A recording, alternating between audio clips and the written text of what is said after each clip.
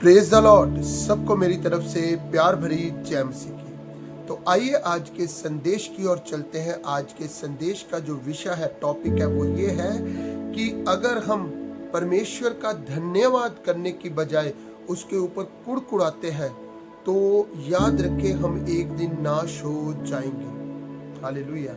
यानी कि कुड़कुड़ाना हमारे मसीही जीवन के लिए कितना ही खतरनाक है। जब हम आज मसीही समाज में देखते हैं, बहुत सारे लोग ऐसे हैं जो मसीह में आने के बाद भी कुड़कुड़ाते रहते हैं। एक बात हमेशा याद रखें, अगर हम मसीह में आने के बाद भी अपना कुड़कुड़ाने वाला जीवन नहीं छोड़ते तो हम खुदा से एक दिन दूर हो जाएंगे और उसकी बरकतों से भी कोसों कोसों दूर हो जाएंगे। हालेलुया। तो जैसे मैंने शुरुआत में आपको बताया कि अगर हम कुड़कुड़ाना नहीं छोड़ते तो हम एक दिन नाश हो जाएंगे, क्योंकि पवित्र बाइबल भी हमें यही बताती है। आप मेरे साथ पहला कुरिन्थियों 10 अध्याय उसकी 10 आयत पढ़ सकते हो। यहाँ पर लिखा है, और ना तुम कुड़कुड़ाओ जिस रीति से उनमें से कितने कुड़कुड़ाए और नष्ट करने वाले के द्वारा नष्ट किए गए। यहाँ पर पवित्र बाइबल हमें बताती है कि ना तुम कुड़कुड़ाओ, क्योंकि अगर तुम कुड़कुड़ाते रहोगे तो एक दिन नाश हो जाओगे। तो आइए, बाइबल में मैं सबसे बड़ी और सबसे अद्भुत उदाहरण दूंगा आपको। वो उदाहरण है इजरायली कौम की। परमेश्वर ने इजरायली कौम को मिस्र की गुलामी से बाहर निकाला। परमेश्वर ने कहा कि मैं तुम्हें कनान पहुंचाऊंगा और जहां दूध और शहद की नदियां बहती हैं। लेकिन हम देखते हैं बहुत सारे इजरायली लोग जंगल में ही मर गए। वो क्यों नष्ट हो गए, क्यों नाश हो गए जंगल में ही? क्योंकि उन्होंने कभी भी परमेश्वर का धन्यवाद नहीं किया, बल्कि हमेशा कुड़कुड़ाते रहे।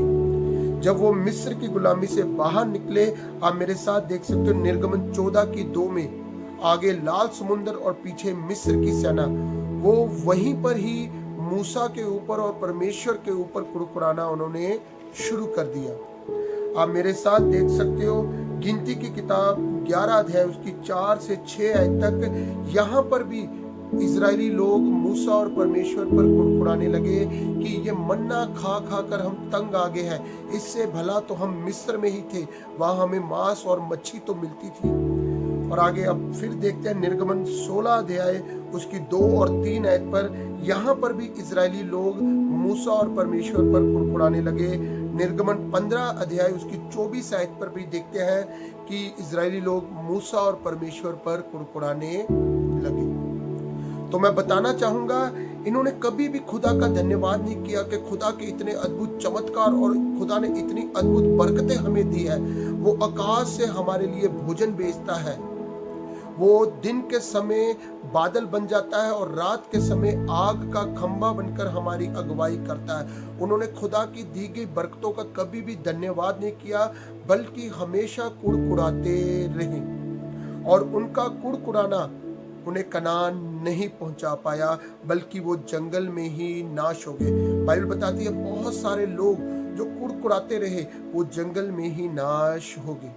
आज हमारे साथ भी ऐसा होता है। खुदा हमें बहुत सारी बरकतें देता है, लेकिन हम उन बरकतों में संतुष्ट नहीं होते, उन बरकतों का धन्यवाद नहीं करते, बल्कि खुदा के दास के ऊपर और खुदा के ऊपर ही कुड़कुड़ाते रहते हैं। तो याद रखें, हम इस पृथ्वी पर ही एक दिन नाश हो जाएंगे।